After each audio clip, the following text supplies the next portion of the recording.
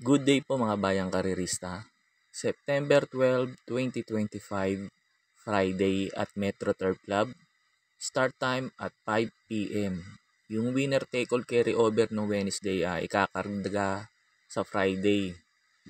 2,770,273.39. Yan po yung winner take all carry over. Tapos nga pala yung in-upload ko yung sa maiden run yung tatlo para magkaroon po kayo ng idea kung paano sila tatayan. Sila Cool Change, Keep Smiling, Golden Diet para maka 1 point kagad tayo sa race number 1. Good luck po sa atin at sana lahat tayo magsitama po sa araw ng Friday.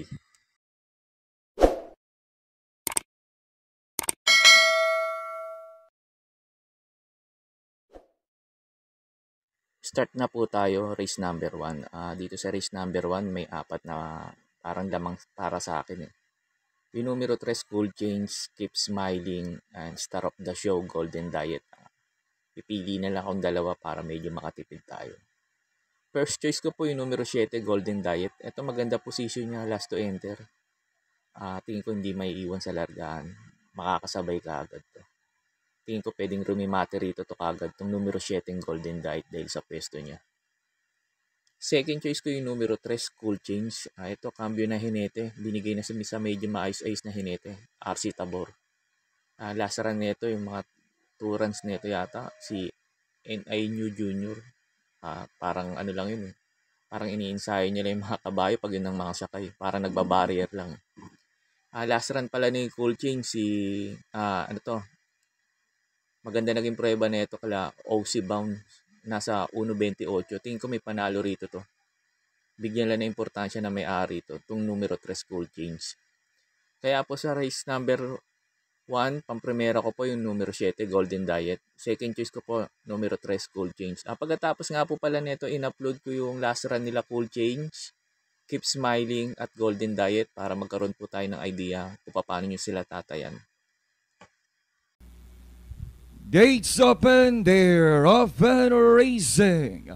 Resonant as expected, throws 40, then moving up the Warrior Sari Cerveza in the middle portion is double on top, right high is racing in fourth, followed by Reina Margareta. Second last is Cool Change, and training group is Acoma Pueblo.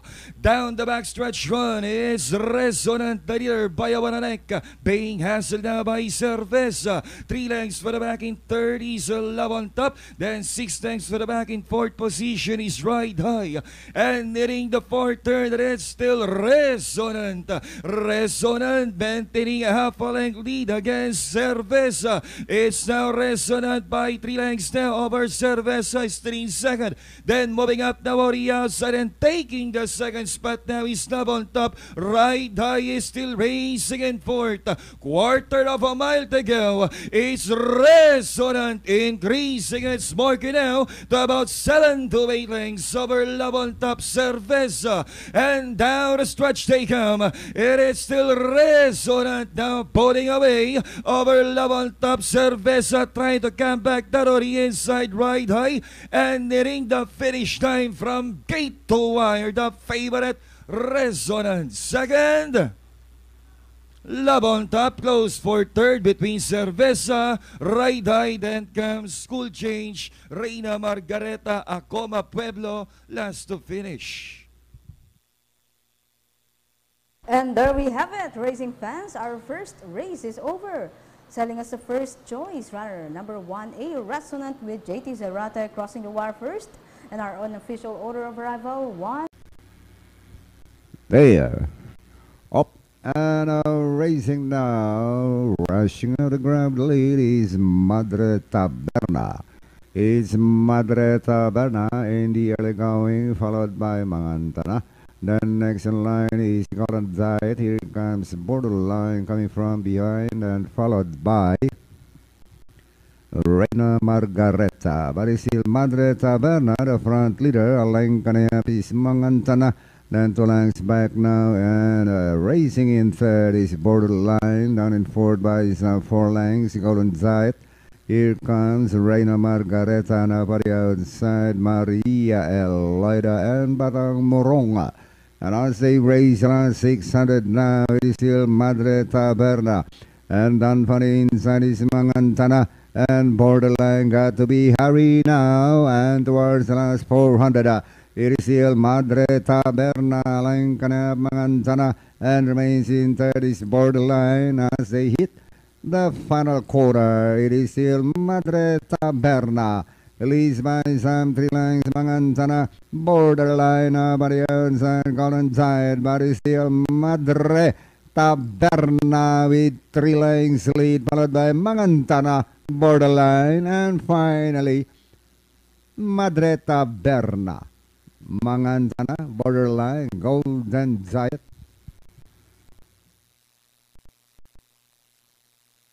And there we have it, racing fans. Our first race is over, and runner number 6, Madre Taberna, with PM Cabalejo crossing the wire first. And our unofficial order of arrival, we have 6, 2, and 8. Now let's go ahead and watch the instant replay.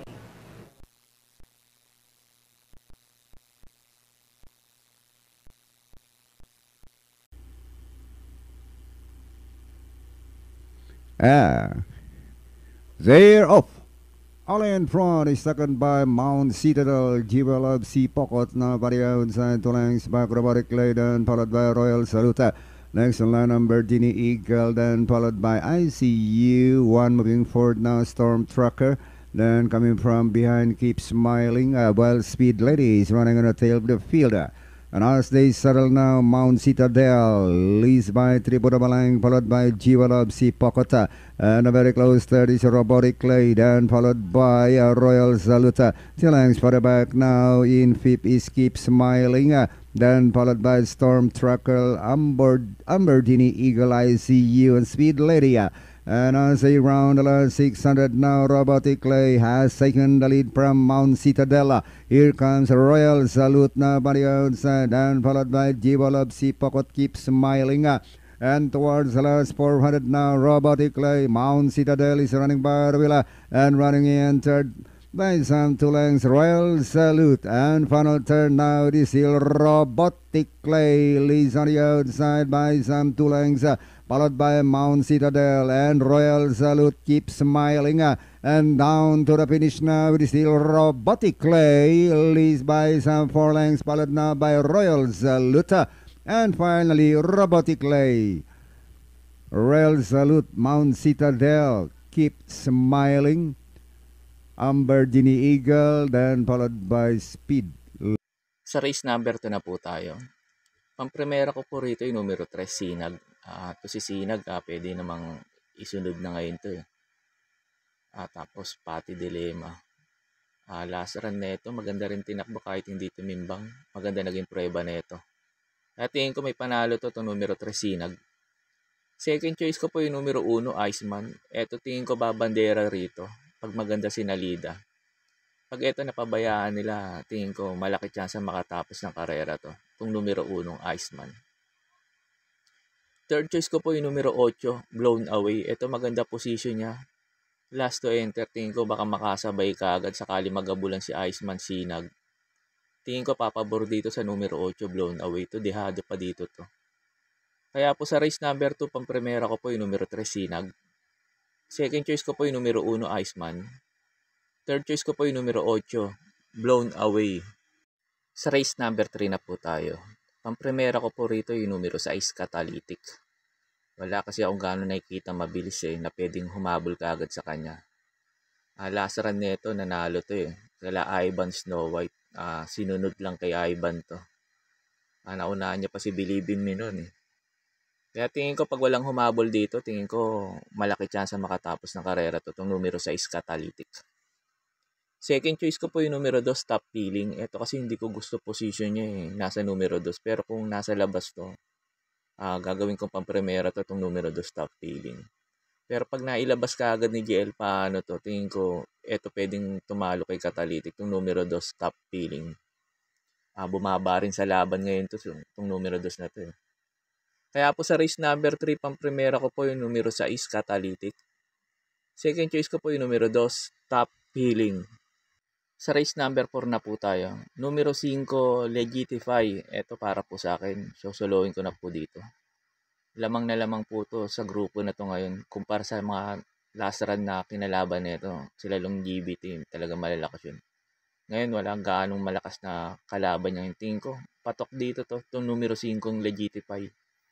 Kaya po sa race number 4, itong numero 5, Legitify. Para po sa akin, sosoloin ko na po to. Sa race number 5 na po tayo. Pampremera ko po rito, yung numero 2, Big Battle. Last run nito, Temersero to, kulay Spreewell. Ganda lang talaga tinakbo ni Spreewell nun. Doble ko yun, pag nauna yun. Siya rin humabol, kaya naging tersero lang to si Big Battle. Tingin ko, itong grupo niya na to, marami mabilis, baka pumabor sa kanya. Mag-aabang lang to, itong numero 2, Big Battle. Second choice ko po yung numero 5, Sir William. Ito sakaling hindi nila habulin nila Grand Jackpot, Super Spunky, Arrogante. Tingin ko malaki chance makatapos ng karera to itong numero 5, Sir William. Last run nito, medyo magaling lang talaga si Morning After eh. Kaya nakuha kagad sa kanya yung bandera. Third choice ko po yung numero 7, Arrogante. Ito naman si Arrogante, pwede namang isabay lang to. Tingin ko isasabay din lang dito to kasi marami nga mabibilis eh. Sila Sir William, Grand Jackpot, and Super Spunky. Tingin ko papabor din dito sa numero 7, Arrogante. Kaya po sa race number 5, pang-primera ko po yung numero 2, Big Battle. Second choice ko po yung numero 5, Sir William. Third choice ko po yung numero 7, Arrogante. Sa race number 6 na po tayo. Pang-primera ko po dito yung numero 6, Runaway 10. Wala kasi ako gano'n nakikitang mabilis eh, na pwedeng makasabay kaagad sa kanya. Last run pala nito, inabot lang to ni Service Deluxe sa meta. Napahirapan lang ni Everything kaagad to sa unahan. Tingin ko ito, pag napabayaan nila, tingin ko malaki chance makatapos ng karera to. Itong numero 6, Runaway 10. Second choice ko po yung numero 8, Gold Honey. Ito, last run nito, nanalo to kay Super Majority. Position niya, numero 8 rin. Last to enter. Tingin ko baka makaulit to. Sakaling pilit habulin ni Marvelous Maxine Moon River si Runaway 10. Tingin ko papabor dito sa numero 8, Gold Honey. Kaya po sa race number 6, pang-primera ko po yung numero 6, Runaway 10. Second choice ko po yung numero 8, Gold Honey. Sa last race na po tayo. Bago nga po pala ako magbigay ng info ko dito sa last race, makikiusap po ulit po sana ako sa inyo na sana po mag-subscribe po kayo sa YouTube channel ko at pakitap na rin po yung notification bell para updated kayo tuwing mag-upload ako ng mga videos at infos ko. Arnel Racing Tips, maraming salamat po. Sa last race na po tayo sa race number 7. Pang-primera ko po dito yung numero 2, Top Grosser. May nakikita kasi akong dalawang mabilis dito eh. Si Take a Chance at si Rice. Baka pumabor dito sa numero 2, Top Grosser. Maganda lang isalida nito. At makasabay ka agad sa Take a Chance sa kay si Rice. Tingin ko malaki chance manalo to. Itong numero 2, Top Grosser. Basta maganda lang po isalida. Second choice ko po yung numero 1, Backpage. Sakaling hindi maganda yung salida ni Top Grosser, ito pwedeng rumimate rin at makasabay ito numero 1, Backpage. Third choice ko na rin po yung siguradong babandera rito, yung numero 8, si Rice. Ito pag hindi hinabol ni Take a Chance to, tingin ko malaki chance makatapos ng karera to. Itong numero 8, si Rice. Doble pa naman to pag manakbo pag nauna to. Kaya po sa last race, pang-primera ko po yung numero 1, numero 2, Top Grosser. Second choice ko po yung numero 1, Backpage. Third choice ko po yung numero 8, si Rice. Yun lang po, and good luck and happy racing po mga bayang karerista. Pagkatapos nga po pala nito yung mga pa-shoutout niyo po. May pa-shoutout po si Sir Rizaldi Mendoza. Pinapa-shoutout niya si Chairman Dags Mendoza, Chairman Ray Bandilla, Chairman Melchor Yabut ng Balot, Tondo, Manila. Shoutout po sa inyo, Chairman Dags Mendoza, Chairman Ray Bandilla, at Chairman Melchor Yabut. Shoutout po sa inyo at maraming salamat po. Shoutout po kay Sir Del Monte Javier ng Bagong Silang, Caloocan. Shoutout po sa inyo, Sir Del Monte Javier, at maraming salamat po. May pa-shoutout po si Sir Jess Riano. Pinapa-shoutout niyo si Rodel Reyaville. at kay Dave Tabernilla ng El Ranchos OTB Binyan Laguna. Shoutout po Sir Rodel, Sir Dave Tabernilla ng El Rancho OTB ng Binyan Laguna. Shoutout po sa inyo. Pati sa inyo Sir Jess Riano, shoutout din po at maraming salamat. May pa-shoutout po si Sir Rodilio Tabernilla. Pinapa-shoutout niya si Dave and Trump ng karirista ng OTB El Rancho. Shoutout po sa inyo Sir Dave, Trump ng karirista ng OTB El Rancho. Shoutout po sa inyo at maraming salamat po. Shoutout po Madam Jesusa Bella. Madam Jesusa Bella, shoutout po sa inyo at maraming salamat po. May pa-shoutout po si Sir Antonio Carlos. Pinapa-shoutout niya yung kumpare niyang si Nelson, Allen, Jaja. Shoutout po Sir Nelson, Allen at Jaja. At sa inyo rin Sir Antonio Carlos. Shoutout din sa inyo at maraming salamat po. May pa-shoutout po si Sir J. Rasco. Pinapa-shoutout niya yung Rasco family ng Pandacan, Manila. Especially kay Trainer Anthony Sordan at Romel Lopez. Shoutout po sa inyo Sir at sa inyo rin Sir J. Rasco. Shoutout po din sa inyo at maraming salamat po.